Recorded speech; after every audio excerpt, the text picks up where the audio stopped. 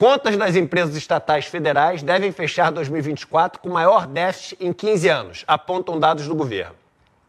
De janeiro a agosto de 2024, o déficit acumulado das empresas estatais atingiu 3,3 bilhões e, pelas projeções, deve chegar a 3,7 bilhões no final do ano. Especialistas alertam para riscos fiscais e dizem que contas são pagas por todos os brasileiros. Vamos lá. É tanta coisa para falar que eu tenho que passar rápido pelos pontos. Mas primeiro ponto é o seguinte, antes de qualquer coisa, só para a gente colocar em perspectiva, a gente está falando de 3 bilhões de reais. E parece que o Brasil vai quebrar por causa de 3 bilhões de reais. Quanto você acha que a gente gasta de juros da nossa dívida? Para pagar principalmente para a Faria Lima por ano.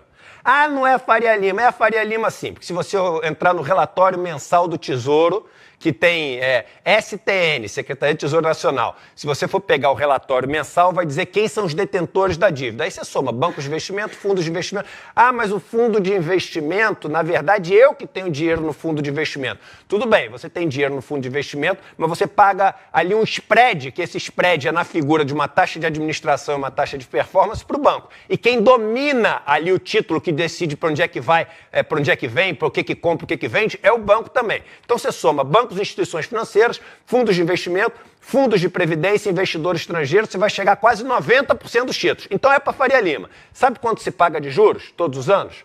Em torno de 700 bilhões de reais. 700 bilhões de reais, ninguém fala que são todos os brasileiros que estão pagando. Para bacana ficar em Saint-Tropez, entendeu? Para galera ficar em iate estourando champanhe, para galera viajar para Portugal para fazer reunião com o ministro, ninguém fala isso. 700 bi, a imprensa não fala. 3 bi, o mundo vai acabar, né? Então esse é o primeiro ponto. Segundo ponto é o seguinte, déficit não é prejuízo. Déficit não é prejuízo. O que é o déficit? Você gasta mais do que você recebe de receita. Só que, por exemplo, várias estatais, elas recebem aporte do governo. Então, vamos supor que você recebe um aporte de 10 bi para fazer vários investimentos. O governo vai lá e põe 10 bi. O que acontece? Nos anos seguintes ao que ela pôs 10 bi, ela vai gastar 2 bi para investir, 1 bi para investir, 3 bi para investir. Isso vai aparecer como uma saída. Então, vai aparecer como se tivesse tendo tem um déficit, mas para as pessoas vai parecer como se fosse prejuízo. Não é prejuízo, é investimento. Por isso que o nome não é prejuízo. Você acha que se fosse prejuízo o pessoal ia perder a chance de colocar prejuízo? Mas não põe. Então, por exemplo, você pega a Casa da Moeda, vai aparecer com déficit e teve lucro, um dos maiores lucros. Então esse é o segundo ponto. Déficit não é prejuízo, déficit também é por causa de investimento. Terceiro ponto que é importantíssimo falar, que é o seguinte, empresa estatal não existe para dar lucro.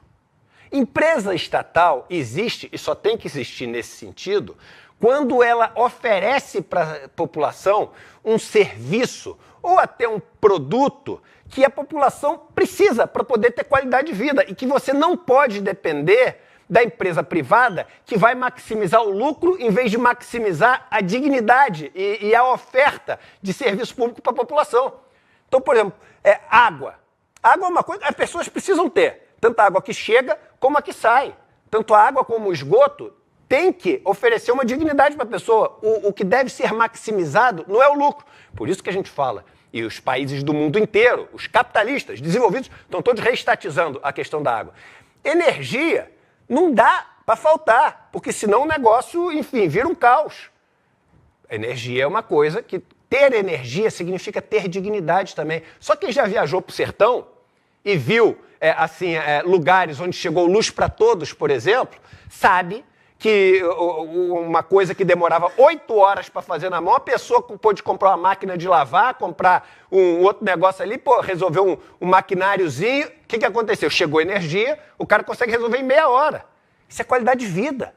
Isso é qualidade de vida. Então tem certas coisas que a gente precisa oferecer. E quando oferece, tem custo. Então vou te fazer uma pergunta. A gente fala que o SUS deu tanto de prejuízo, ninguém nunca fala isso. Por quê? Porque é isso mesmo, é saúde que você está oferecendo para a população e tem um custo oferecer saúde. A educação pública teve um prejuízo, você nunca ouviu falar isso. Por quê? Porque é uma coisa que você está oferecendo educação para as pessoas e tem um custo fazer isso. Então, você ter algumas estatais que eventualmente tenham prejuízo significa o seguinte, que são serviços que estão sendo oferecidos para a população, que são, você pode encarar assim, subsidiados pela verba pública, que acaba assim, é a gente então, tá vendo? É a população que paga. Mas, meu irmão, é a população que paga tudo, não tem dinheiro que é alien que paga. Não tem dinheiro que cai da nuvem, entendeu?